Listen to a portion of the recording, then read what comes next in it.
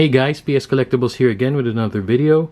Today we're gonna have a mail day conversation on the top 5 things you need to know before getting back into the NBA trading card hobby. So here we go.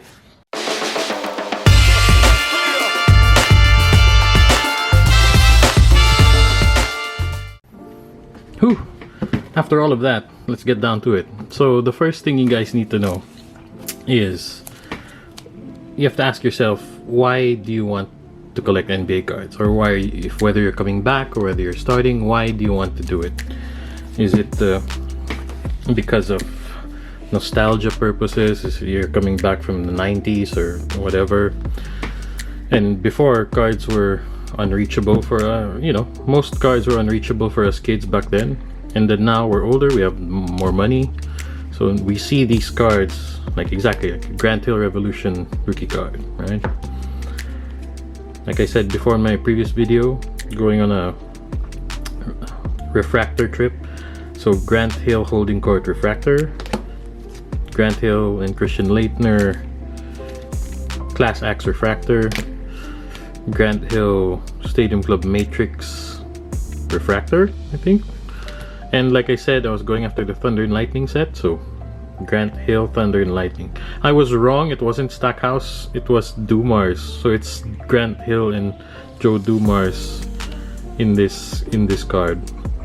So I would be excited to send another order to Slabs Studio for these. And hopefully, and then the last one here in this batch is the Grant Hill Hot Numbers, right? Awesome. 1995-96 Flair, very highly collectible set. I want to go after this set, but it's very expensive. But still get my favorite player first, and then maybe a Michael Jordan. It's very expensive. But anyway, going back. Why do you want to come back, or why do you want to start collecting NBA cards? You have to answer that question so you know what you're doing, so you have focus in your collection, you know your budget, you know where your money is going and how to spend your money properly. And like I said, I'm coming back for nostalgia purposes. I used to really collect NBA cards in the 90s. I even sold NBA cards as a kid. I remember joining garage sales and doing repacks, like 6th grade, doing repacks, selling it to my classmates, all those things. And I'm just coming back because I really love the hobby. And like I said, I'm trying to collect the 90s sets, the sets that were important to me at the time. And now I'm able to do it. The best example here is, like I said in the Slab Studio video, I now have the complete Maximum Metal set, the 1995-96 Flair Metal Maximum Metal set.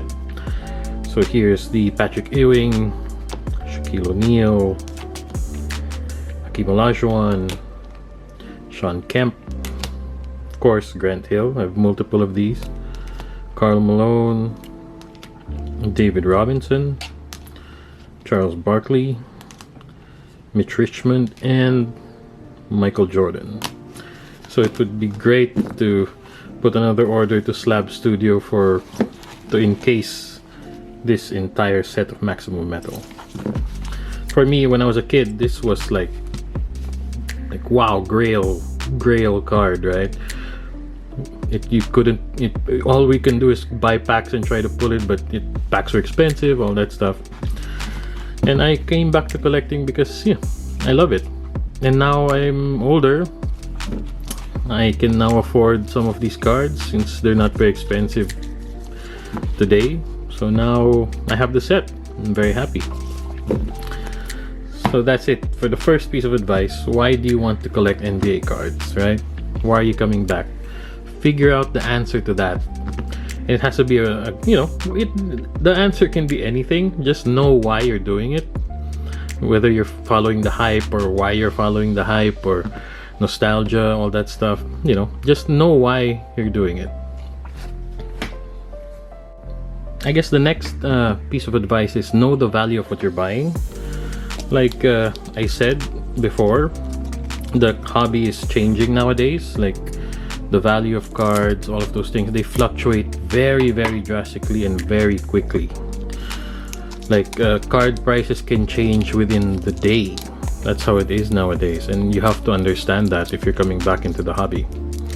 Like you know, if you're a collector, whether you're an investor, all those things, you have to know the value of what you're buying, because you don't want to waste your hard-earned money on something that maybe has no market value. If you're a collector, it's fine. Like me, I buy a lot of things that's, you know, it's not really liquid. Like it's personal collection, like Grant Hill. Like this stack would probably be all Grant Hill cards. So know the value of what you're buying, and the gold standard to find out the value of the cards nowadays is eBay comps. And this mainly applies to ultra modern, early, highly liquid cards, like cards that sell very often, like especially ultra modern, Luka Doncic, Trae Young, all those things. Like the gold standard today, whether you agree or disagree with me, is eBay comps. And eBay comps are, if you don't know what they are, you go to ebay.com, you type in exactly the card that you're looking for. Let's say an example, PSA 9 Luka Doncic Prism rookie card, graded. Type that in, and then you go to the filters and you search sold listings, because sold listings is the current market value. That's what people are paying for the card today. Like you can disagree with that price or whatever, but that's the market value right now. Like whether you believe in BV value or whatever, this is a hobby. This is trading cards. We're all working on perceived value. It's not like these have a set price and that's it, it's never gonna change. No, this is not how this hobby works. We work on perceived value most of the time. So you know, it's how much these cards, people think these cards cost, and that's what they'll pay for it. And the market, like all sales or, you know, economics, the market dictates the price. So no, even if you believe your card is 10,000 pesos, but in the market or in people are only paying 2,000 pesos for it. So sadly for you, the price of that card today is only 2,000 pesos. So know the value of what you're buying.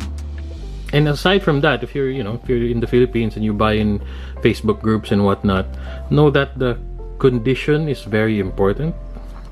Condition of the card determines the value of the card. So if one card is a PSA 10, that's why there's many grading, like PSA 10, PSA 9, all those things, and the prices differentiate between those grades. Just so with raw cards like these, you know, this can cost, let's say, 200 pesos. But if there's like a soft corner or chipping in the cards, like, then it should cost less. The best analogy would be probably like buying a car. Like if you buy a car with the scratches and dents in it, that decreases the value as compared to a brand new mint condition car. It's exactly the same. So don't be tricked. Now they're saying that let's say this card is worth this much and it should pay this much.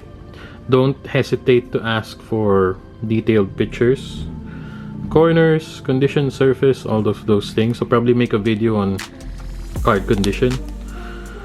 So in this, Grant Hill Uptempo, Wave Rookie. I'm trying to complete multiples of all Grant Hill's rookie or rookie year cards. So you'll see a lot of Grant Hill rookie cards here.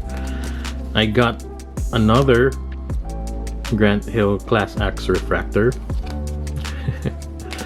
This is the Bowman's Best refractor. Cool. And with the base, so you can see the difference.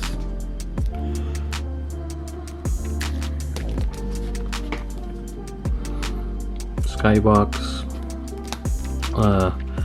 power palette, abilities, starter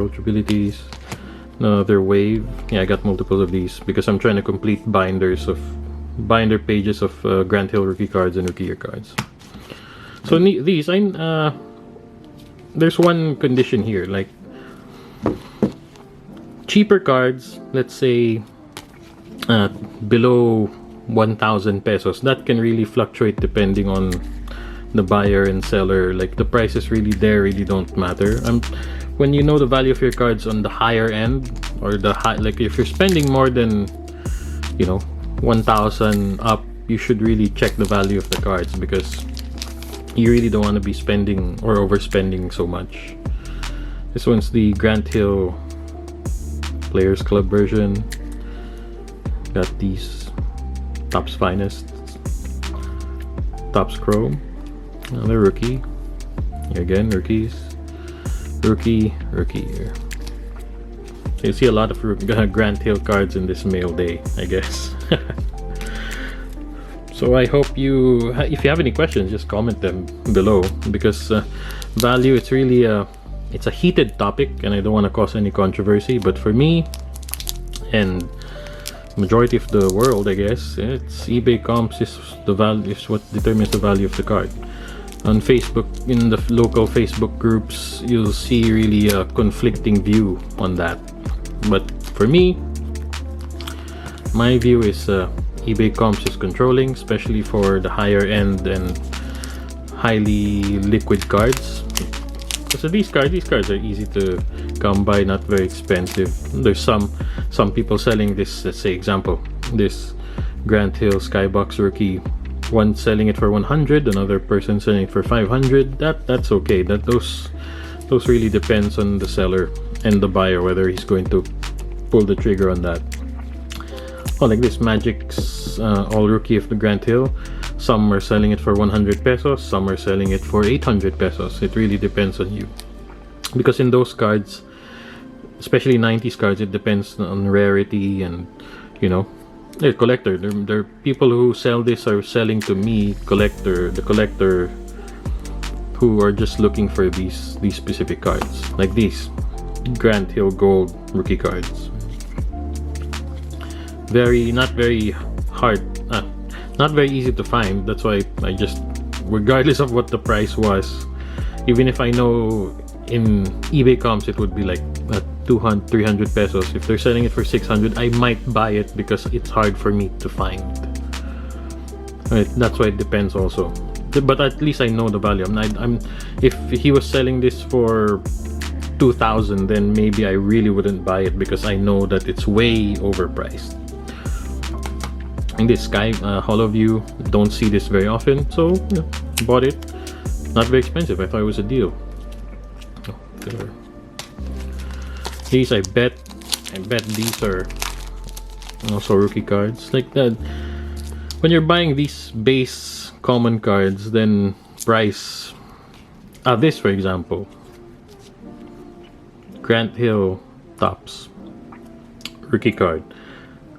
Some people sell this very high, to the 600, 800 peso. Then there's some that you find 100, right? Those kind of cards, the 90s old cards, really depends already on rarity, and up to you. This is where the whole my card, my price comes into play. So that's okay. If you don't want to buy it for that price, then don't. And you shouldn't overpay.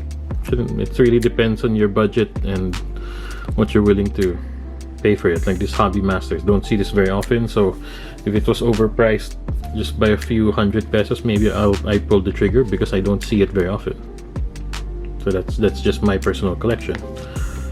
Like all of these, the Grant Hill rookies. Like I said, collecting multiple rookies.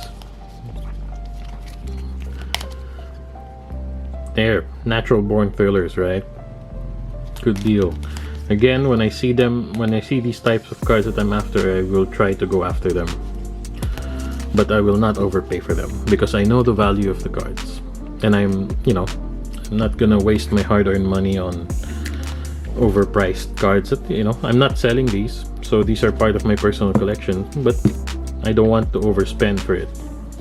Because I tend to buy, I could collect sets, I collect multiples of things. I don't just buy one type card, and that's it. I buy multiples because maybe in the multiples I would assess, and maybe the really perfect condition ones, maybe I can send to grading.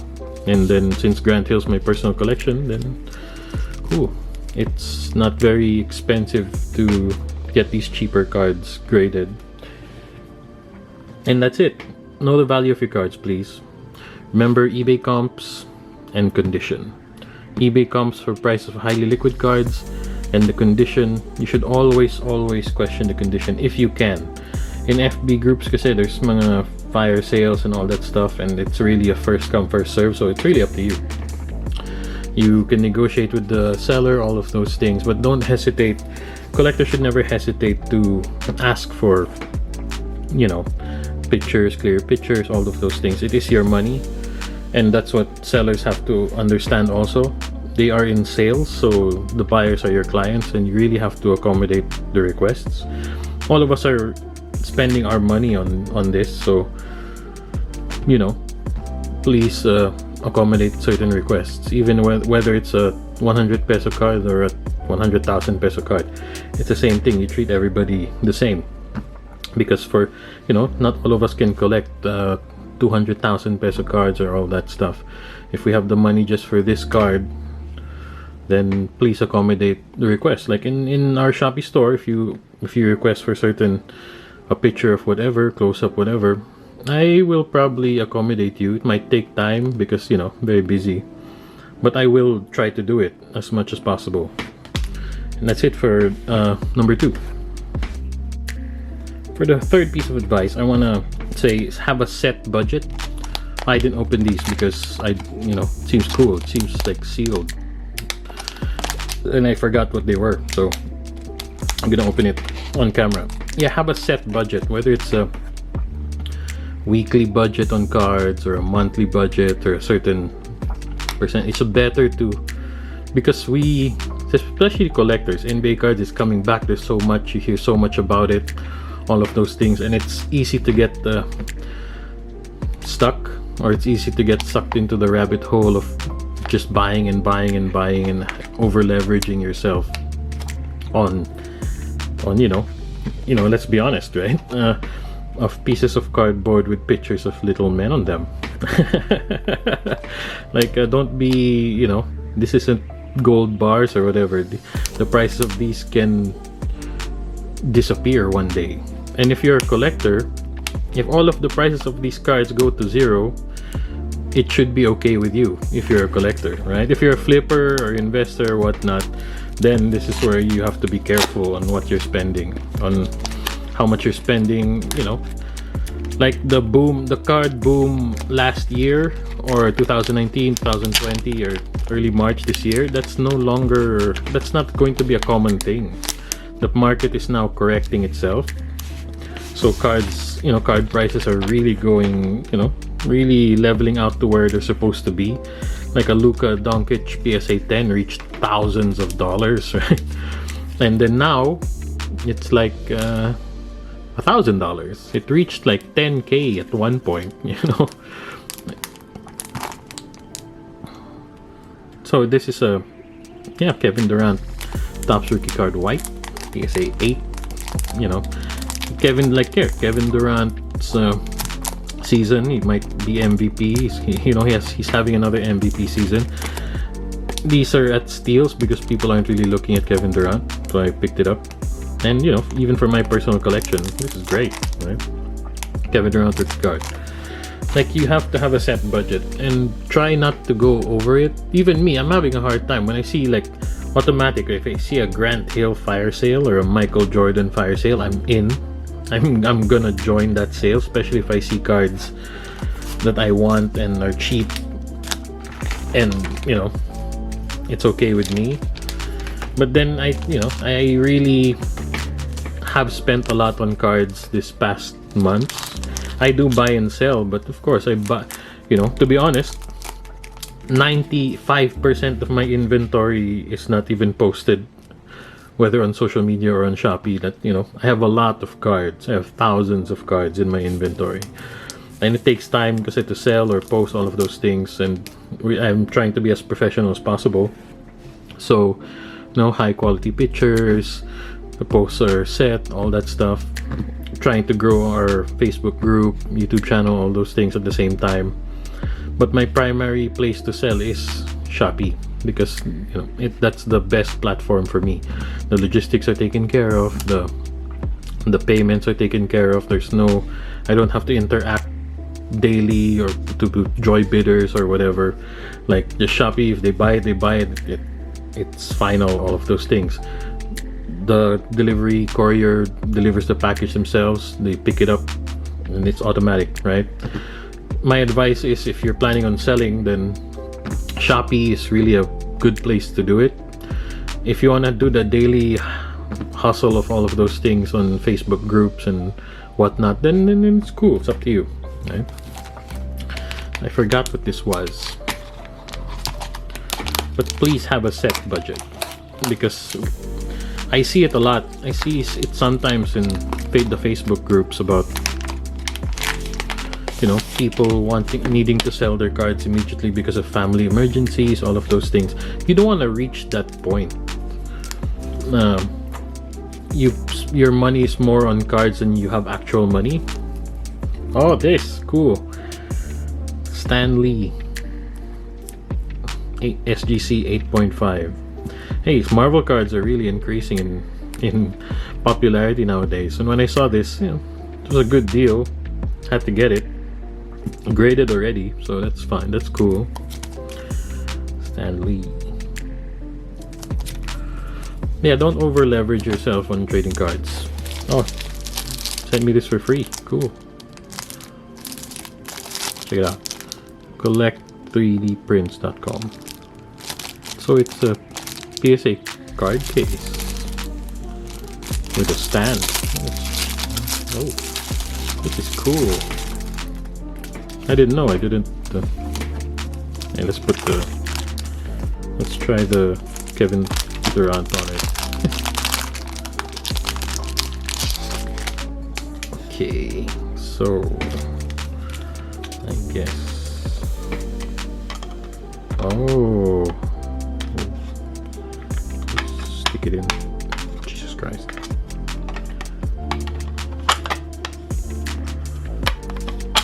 Scared to press it in there.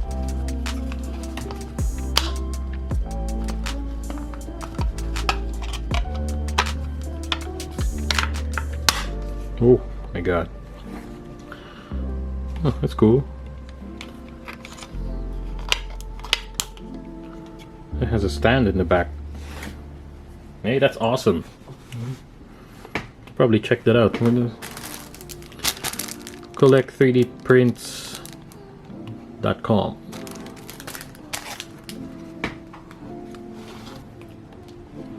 Cool. I guess I'm gonna have a hard time getting that out. But yeah, have a set budget. Try not to go over it, and try not to. This is a hobby, so this should be play money. This is money that you're throwing away to just collect things. This shouldn't be. You shouldn't go so deep into it. Don't over leverage yourself. And if you're a flipper, be careful, because these things are very, they're not dangerous. It should be just fun, right? Collecting should just be fun, and shouldn't be so complicated, and shouldn't be. You don't put yourself or your family in a position that financially you're in any financial danger. So that's it. Please have a set budget. So guys, if you reach this far into the video, thank you a lot. I really appreciate your support. And remember, in the Slabs Studio unboxing and review video, we decided to give away a select hanger box. And now we're gonna announce the winner. After a simple randomization, congratulations to our subscriber Cade Esperaguera for winning this select hanger box. Please send us your shipping details so we can ship this out to you immediately for free. And after that, we're gonna be giving away another select hanger box. The mechanics will be the same. it's probably be like this video, subscribe to our channel with bell notification on, and on our Slabs Studio unboxing and review video, comment on that video your favorite card from my personal collection that I got a Slabs Studio slab for. So there, simple guys. Remember, like this video, subscribe to our channel. On the Slabs Studio unboxing and review video, which I'll probably tag, please comment there down below your favorite card from my personal collection that I got a Slabs Studio slab for. So that's it guys. Hope you continue watching. For the fourth piece of advice, I wanted to open these boxes on camera. So I don't remember what some of them are. One I do, but this would, yeah, I just wanted to do it live for you guys, so we'll see. Fourth piece of advice is know where and how to buy. Like if you're local in the Philippines, then you should know that there are a lot of Facebook groups nowadays that are, the NBA card groups, all that stuff. That's the best place to buy. Just be careful be careful with any scams or whatever, but join the groups that really help. There's a lot of groups that help people and to avoid those things. And there's so much deals there. Also Shopee, Lazada, Facebook groups. It's mixed, because sometimes I find cheaper cards on Shopee than in Facebook. You'd think Facebook would be cheaper, but sometimes you'll find deals on Shopee that are cheaper than anywhere else on the Facebook groups. So really look into so much places. If you're local in the Philippines, the easiest way is Shopee, Lazada, and then there's some local LCSs that put up their website. Rico's Cards is one, Monster Pulse I think is also one, and then you're going to go international, which would then be like eBay, ComC. If you didn't check out my ComC video, it's the tag. Check it out of how to, what you need to know when you buy from ComC in the Philippines. eBay, all of those things. Oh, cool. 1994 Hoops Grant Hill PSA 9. Awesome. See? Grant Hill, right? I should have just put this one there. But yeah, know where and how to buy. So usually in Facebook groups, you're gonna be dealing with Gcash transactions, mobile bank transfer, all of those things. You have to trust these people. Get vouchers in the groups if you're new to it and you don't know these persons or the individuals. Get vouchers, know that they're trusted people before, because usually how it is, you send the money first, you pay first before they even process your cards for their packaging and shipment and all that stuff. So other places where to buy here, mainly Facebook groups and Shopee. Those are the best places. Me, I like Shopee because of the, you can just pay credit cards here. You don't have to talk to anybody really. If you want the card, you buy it, that's it. On Facebook, it's the whole PM, direct messaging. You'll really interact. You have to send him your bank detail, or he sends you bank details or payment details. You send screenshots of payment, whether in your, if you're uncomfortable with all of those things, then get ready for that, because that's the only way transactions are done online. So remember, just be safe. Those are the places to buy, and do your research on YouTube. Or if you're comfortable buying internationally, whether it's Amazon, eBay, ComC, Slab Stocks, My Slabs, all of those things, then cool if you know the process. If you're willing to pay those custom duties and taxes and all that stuff when it gets shipped here, the shipping to the Philippines, then that's okay with you. Then go buy in the international seller sites. If you don't want to do that, then you're really stuck with the Facebook groups, Shopee, Lazada, and the local LCS websites. So that would be it. And get ready to really interact with people and payment details, shipping addresses, all of those things. So know where and how to buy, and then that's it. So my last piece of advice is collect what you love. Don't be caught up in the hype. No, like just very connected to the other advice earlier of why you want to collect. So only collect, you know, collect what you like. Don't be swayed by, you know, Luca. If you don't even know who these guys are, this 2020 class or the 2021, 22 class, if you want to collect what you like. Like me, I am Grant Hill, Michael Jordan, right? A very, very common, you know, a lot of people's personal collections are Grant Hill or Michael Jordan. You'd be surprised how many Grant Hill collectors there are. And make sure that you know what you're buying and you have a focus on the set. So collect what you love, whether it's, you know, whether it's Marvel cards or UFC or soccer cards. There's so much kind of trading cards out there. What's in a Tupperware inside the box? That's awesome. Yeah, know what you're collecting and collect what you love. Because there's be no point in this if that's not what we're here for, right? If you're collecting something you don't like, then what are you doing? Unless you're a flipper and all of that stuff, but make sure you're even be able to sell the card, right? Because some people get stuck with cards that they don't even like. They bought it because it was, you know, for me, to be honest, I have like that. I have those kind of situations. I'm in those kind of situations. I have a card. I'm not even truly interested in the player or whatever. It's more for selling purpose. But, you know, make sure, if you're in that situation, make sure that you're gonna be able to sell it.